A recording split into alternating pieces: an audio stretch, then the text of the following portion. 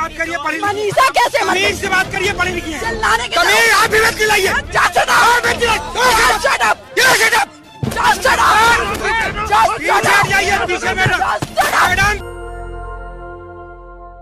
एक मेरे ये स्वभाव का हिस्सा है कि किसी भी केस के बारे में जब मैं लाइव आती हूँ या किसी भी केस को हैंडल करती हूँ, अपने हाथ में लेती हूँ, तो मेरी कोशिश ये रहती है कि मैं उस केस में पर्सनली लोगों से बात करूं, जो भी ऑफिसर्स हैंडल कर रहे हैं, एसएचओ हैं, सीओ हैं, एसपी हैं, या जिस भी रैंक का ऑफिसर है उनसे मैं बात करने की कोशिश करती हूं।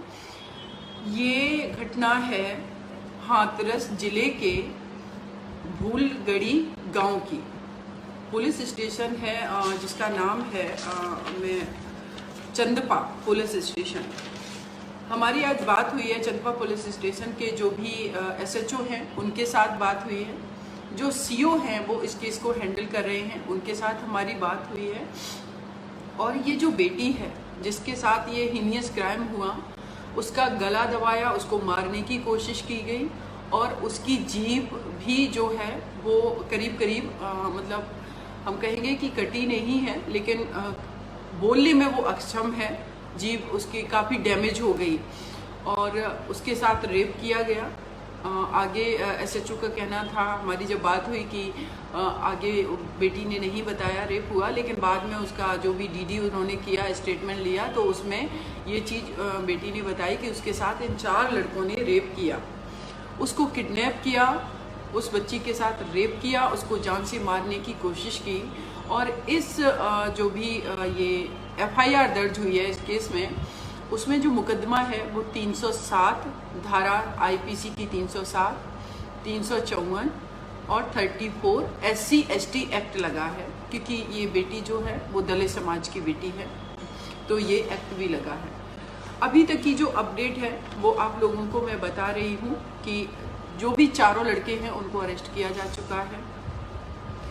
और जो सीओ साहब से हमारी बात हुई है, ब्रह्म सिंह जी से, उनका कहना है, मैंने जब उनको कहा कि आप लोग इस केस में कितना जल्दी हो सके आप चार्जशीट फाइल करके दीजिए और जल्दी से जल्दी इस केस का फास्ट ट्रायल हो। और मेरे जानने वाले भी जो अलीगढ़ में बेटी पहले अलीगढ़ में थी, अभी जो लोग भी हाथरस में होंगे उनसे मैं कांटेक्ट करूंगी कि वो ज़्यादा से ज़्यादा जो भी लॉयर हैं वहाँ से उनका सपोर्ट करें लीगल तरीके से जो भी हो, क्योंकि इस केस को जो सरकारी वकील है वो तो देखेगा ही, लेकिन मेरा अपना मानना है कि इस तरीके के मैटर्स में अगर प्राइवेट लॉयर भी होता है तो ज़्यादा सही रहता है, क्योंकि फैमिली को बहुत सारी चीज़ें नहीं पता चल पाती हैं। ऐसा प्रोसीजर नहीं है कि हर चीज़ जो भी ट्रायल चल रहा है उस ट्रायल में फैमिली को हर चीज़ से, जो विक्टिम परिवार है उससे उसको अवेयर करा जाए। और बहुत सारे जो सरकारी एडवोकेट होते हैं वो ठीक से बात तक नहीं करते हैं, लोगों को पता नहीं चलता है। तो जब प्राइवेट एडवोकेट रहता है तो उसकी भी बात सुनी जाती है, वो सारी चीज़ों को अपडेट रखता है और कहीं पर भी कुछ भी डाउटफुल चीज़ें होती हैं तो उसको भी अपना आर्गूमेंट करने का अधिकार होता है। तो अभी जो ये बेटी है मनीषा नाम से सोशल मीडिया में जो जिनका नाम आया है, वो उनकी हालत अभी भी नाजुक बनी हुई है। वो आईसीयू में है, सफदरजंग हॉस्पिटल में आ चुकी हैं वो, और भगवान से मैं प्रार्थना करती हूँ कि वो जल्दी से जल्दी पूरी तरीके से स्वस्थ हो जाएंगी। लेकिन साथियों, आज मैं लाइव आई हूँ, निर्भया केस को हैंडल किया, ललितपुर में एक बेटी के साथ क्राइम हुआ, मैं लाइव आई, बहुत लोग आवाज़ उठाते हैं, लेकिन सबसे बड़ा सवाल ये है कि हमारे समाज में आखिर क्या वजह है कि ये घटनाएं नहीं रुक रही हैं। अगर ये घटनाएं नहीं रुक रही हैं तो हमें एक बार फिर से विचार करने की ज़रूरत है कि कमियां कहाँ हैं। हमने अपने समाज में, अपने परिवार के अंदर, अपने स्कूल, कॉलेज, बस, हर जगह पर जो लोग ट्रबल करते हैं वो हम ही आप में से लोग हैं। आखिर कमियां कहाँ रह गई जो आए दिन किसी न किसी बेटी के साथ क्राइम होता है। अगर मैं एग्जाम्पल्स की बात करूं तो एक लॉकडाउन के टाइम ही एक बेटी जो ललितपुर में थी, 15 साल की बच्ची, पड़ोसी रेप करता है, उसकी वाइफ जो है उसका सपोर्ट करती है उस बच्ची को कैरोसिन डाल करके जलाने के लिए, बहुत ही मुश्किल से उन लोगों को मैं अरेस्ट करवा पाती हूँ। करीब 1 महीने मुझे लग जाता है सिर्फ फ़ोन पर बात करके। मैनपुरी में हॉस्टल में एक जो भी नवोदय विद्यालय होता है, उस हॉस्टल में बच्ची फांसी लगा करके फांसी पर पंखे से लटकी पाई जाती है। और मेरा मानना है कि हमारा जो पुलिस सिस्टम है उसमें यही होता है कि जो बेटी फांसी से के फंदे से, चाहे लेडी हो चाहे पुरुष हो, अगर वो फांसी के फंदे जैसा वो लटके हुए हैं तो उस केस को ये हमेशा सुसाइड केस ही डिक्लेयर करने की कोशिश करते हैं, क्योंकि अगर सुसाइड केस डिक्लेयर कर देंगे तो वहाँ पर इन्वेस्टिगेशन फर्दर नहीं करनी पड़ेगी, पुलिस को मेहनत नहीं करनी पड़ेगी। और ऐसा ही मैनपुरी वाले मैटर में हुआ है। वो बच्ची जो है फंदे से, सीलिंग फैन से लटकी पाई गई और अभी तक उसमें किसी को ये पता नहीं कि आखिर उसने फांसी क्यों लगाई। ना कोई सुसाइड नोट था। ये है दूसरा दिशा रेड्डी का आप लोगों ने देखा, एक बेटी आगरा की, उसके साथ इतना हीनियस क्राइम हुआ। उसके अलावा एक बच्ची करीब 12 साल की, उसको फेंक दिया गया कुएं में। 5-6 दिन बाद ढूंढने के बाद उस बच्ची को बोरी में बंद करके कुएं में फेंक दिया गया। अब आप सोचिए कि हमारे देश में कल ही हमने डॉटर्स डे को सेलिब्रेट किया। मुझे लगता है, मेरा मानना इस चीज़ में मुझे बिल्कुल भी गुरेज नहीं है कि अगर देश के अंदर 10 से 20% भी लोग ऐसे हैं कि एक्चुअल में अपनी बेटियों को प्यार करते हैं। और प्यार का मतलब सिर्फ ये नहीं है कि आप अपनी बेटी को पढ़ा दो, ग्रेजुएशन करा दो और फिर आप लग जाओ बहुत अच्छा लड़का ढूंढने में कि बहुत अच्छे घर में शादी करनी है, अपनी बेटी को कार देनी है, अपनी बेटी को सारा घर का सामान देना है, इतने लाख की शादी करनी है और लड़का इंजीनियर, डॉक्टर, यही सब ढूंढना है। इसको मैं बिल्कुल भी आपके तरफ से प्यार करना नहीं मानती हूँ अपनी बेटी को, चाहे वो माँ बाप हो, चाहे वो उसका भाई हो, कोई भी रिलेटिव हो। क्योंकि एक बेटी मेरे पास करीब 5-6-7 अभी जो केसेस हैं वो ऐसे केस हैं जिसमें 304 बी के मैटर हैं, जिसमें दहेज के लिए उस बेटी को मार दिया गया है। परिवार जो है कहता है मैडम हमने 50 लाख दिया था, हमने 20 लाख रुपए दिया था, हमने 25 लाख रुपए दिया था। तो मैं इस समाज के लोगों से ये जानना चाहती हूँ कि जो आपने पैसे दिए, उस पैसे को देकर के आपको लगता है आप बहुत प्रतिष्ठावान व्यक्ति हैं। अगर वो उतनी मनी आपने अपने बेटी के एजुकेशन पे, उसकी अच्छी हेल्थ पे, उसको एक्सपोजर मिले, उसके स्पोर्ट्स खेलना चाहती, आगे बढ़ना चाहती, जो भी काम करना चाहती, उस पर अगर आपने खर्च किया होता तो शायद आपकी बेटी 1-2 साल या 7 साल के अंदर फांसी के फंदे पर लटकी ना मिलती, किसी को आग लगा के ना जलाया गया होता, किसी का गला दबा के ना मारा गया होता। ऐसा नहीं होता, आपकी बेटी भी जीवित होती और वो भी आगे बढ़ कर के कुछ कर रही होती। लेकिन नहीं, आप लोग चाहते हैं कि समाज में बदलाव हो, लेकिन अपनी मानसिकता नहीं बदलना चाहते हैं। मानसिकता की अगर हम बात करें तो इस देश के अंदर मैं कहूँगी कि बहुत ही दोगले किस्म के लोग रहते हैं। एक कहते हैं कि बेटियों को सशक्त कर दो, उनको आगे बढ़ने दो, और दूसरा ही किसी और की बेटी है, अपने घर की बेटी को प्रमोट करेंगे, किसी और की बेटी है तो ना तो उसको प्रमोट करना दूसरी बात है, लेकिन उस बेटी का सपोर्ट भी नहीं करेंगे, लेकिन उसको अंडर एस्टिमेट करेंगे। और अगर वो घर से बाहर निकलती है, जैसे कि ये बेटी खेतों पर गई हुई थी, देखिए क्या उस बच्ची के साथ किया गया। 19 साल की बेटी है जिसके साथ इतनी दरिंदगी की गई। क्या वो अपने जीवन में कभी भी अपने आप को उस लेवल पर वो रख करके सोच पाएगी? और क्या वो इन सारी घटनाओं को जो उसके साथ क्राइम किया गया उसको बारे में उससे कभी भी बाहर निकल पाएगी? तो ये सब हमें बहुत सारा सोचने की आवश्यकता है। अब देखिए कि निर्भया केस में 4 लोगों को फांसी दी गई, उसके बाद लगा समाज में कि बहुत सारा बदलाव होगा, लोग डरेंगे, लोगों के अंदर डर पैदा होगा, लेकिन ऐसा नहीं हुआ। केस अभी भी क्राइम उतना ही तरीके से हीनियस क्राइम हो रहे हैं। उसके पीछे जो 2-3 वजह समझ में आई मुझे, वो ये है कि निर्भया केस जो है दिल्ली की राजधानी में ये क्राइम हुआ और बहुत हाईलाइट मैटर हो गया, क्योंकि ऑब्वियस सी बात है कि अगर दिल्ली की हमारी देश की राजधानी है और वहाँ पर एक बेटी के साथ इतना हीनियस क्राइम हुआ तो मीडिया को कवरेज देना ही देना था। रूरल एरिया तक मीडिया नहीं पहुंचती है। इट मीन्स कि मीडिया भी अपनी रिस्पॉन्सिबिलिटी नहीं निभाती। उनको लगता है कि कोई मैटर हाईलाइट हो गया तो उसके पीछे सब पड़ जाएंगे, बाकी मैटर्स में लोग नहीं आता है मीडिया। कई केसेस में मैंने मीडिया को खुद बात की कि आप कवरेज कीजिए, इस तरीके का मैटर है, लेकिन नहीं करते हैं लोग। तो लोगों में डर नहीं है। अगर निर्भया केस में 4 अपराधियों को फांसी की सजा वो भी 7.25 साल के बाद हो भी गई, तो लोगों को ये पता है कि जब निर्भया जैसे केस में जो इतना हाईलाइटेड था, करीब 7.25 साल का समय लग गया, तो हम जो क्राइम कर रहे हैं यहाँ तो पुलिस भी सक्रिय नहीं है, यहाँ तो समाज के जो लोग हैं वो भी, जो भी अपराधी हैं उनके सपोर्ट में खड़े हो जाते हैं।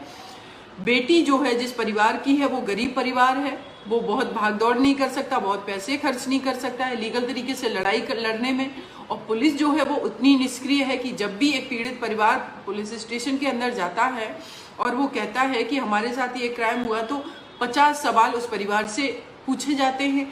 उस बेटी को जिसके साथ इतना हीनियस क्राइम हुआ उससे इस तरीके के क्वेश्चन पूछे जाते हैं। काउंसलिंग जैसी अभी भी एक जो प्रोसीजर लॉ का है कि काउंसलिंग उस बेटी की होनी चाहिए, बच्ची की जिसके साथ भी क्राइम हुआ, काउंसलिंग जैसी व्यवस्था नहीं है कि उसको कम से कम उसके माइंड को प्रिपेयर किया जाए कि जो उसके साथ क्राइम हुआ वो सारी बातें बता सके।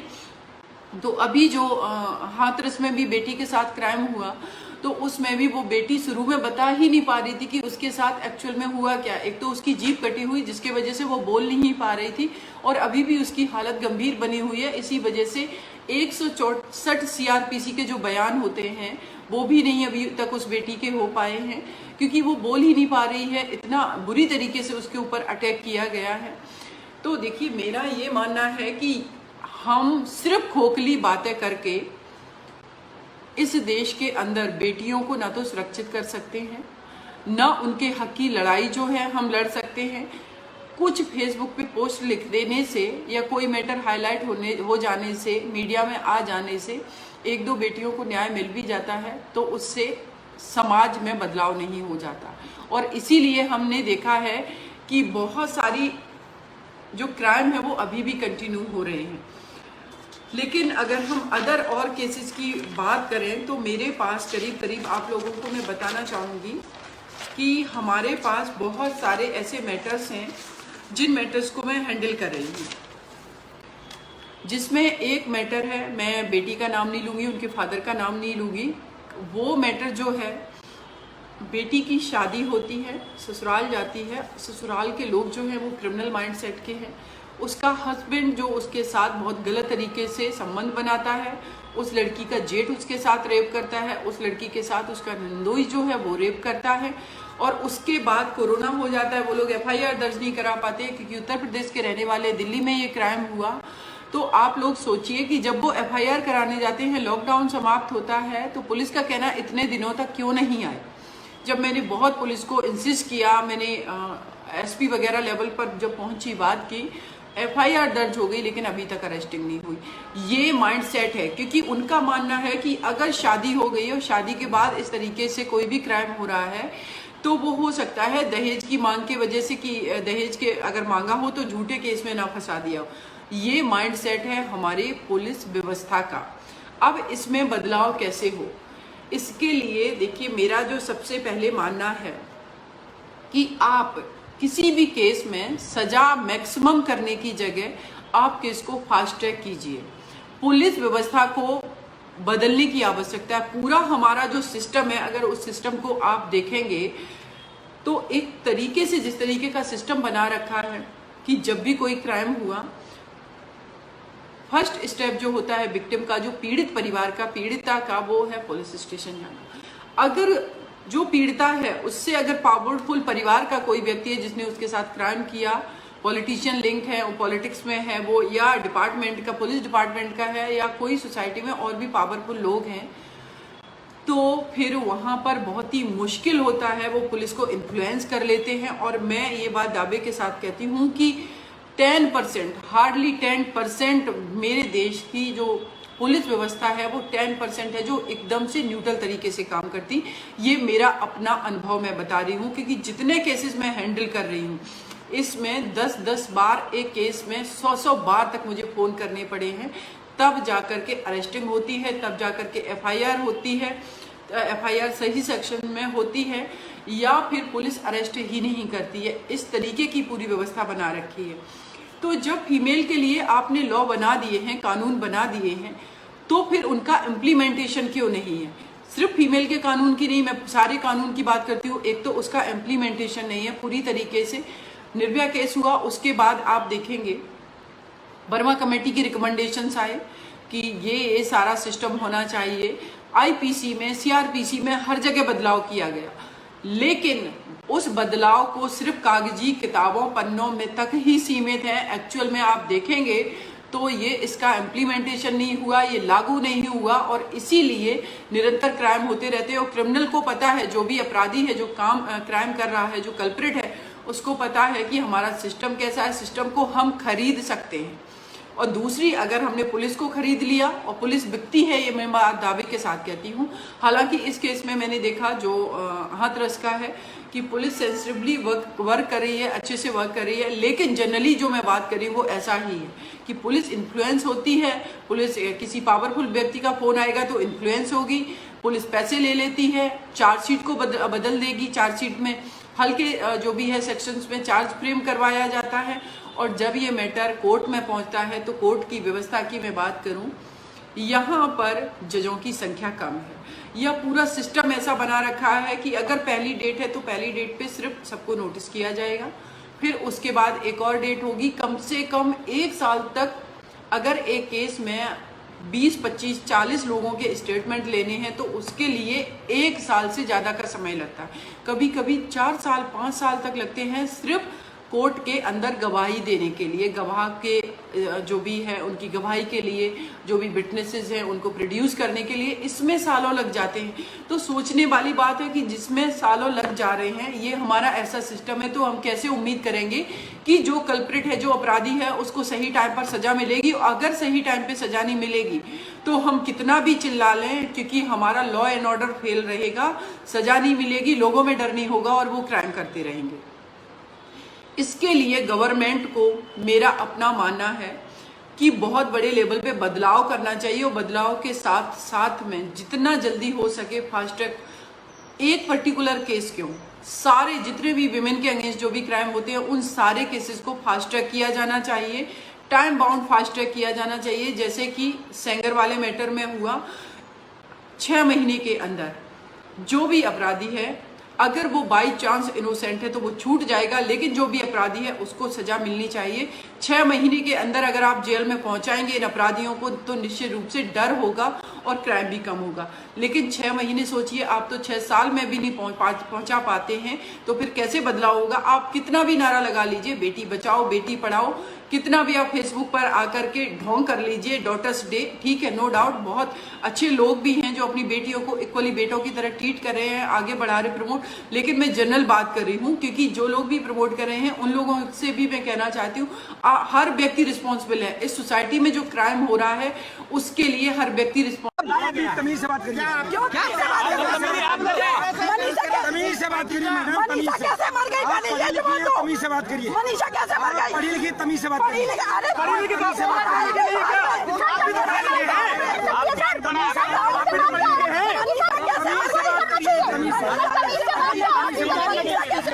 करिए, पढ़ी लिखी तमीज आप भी मत खिलाइए, बोलने दो इनको।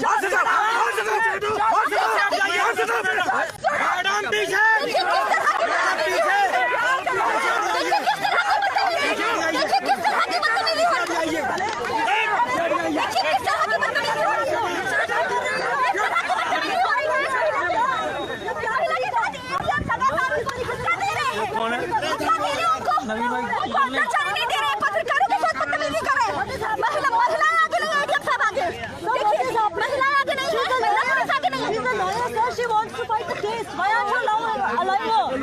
यूपी में जंगल राज है और कुछ नहीं है, इसके अलावा ये लोग कुछ भी नहीं कर सकते हैं। लोकतंत्र का क्या हो रही है स्थिति? नेशनल दस्तक की आपसे गुजारिश है कि अगर इसको बचाना चाहते हैं तो नेशनल दस्तक को सब्सक्राइब करने के लिए रेड कलर के सब्सक्राइब बटन को दबाएं, फिर बेल आइकन की घंटी दबाएं। नेशनल दस्तक को बचाने के लिए बहुत जरूरी है कि हर खबर को शेयर करें, लाइक करें, कमेंट जरूर करें।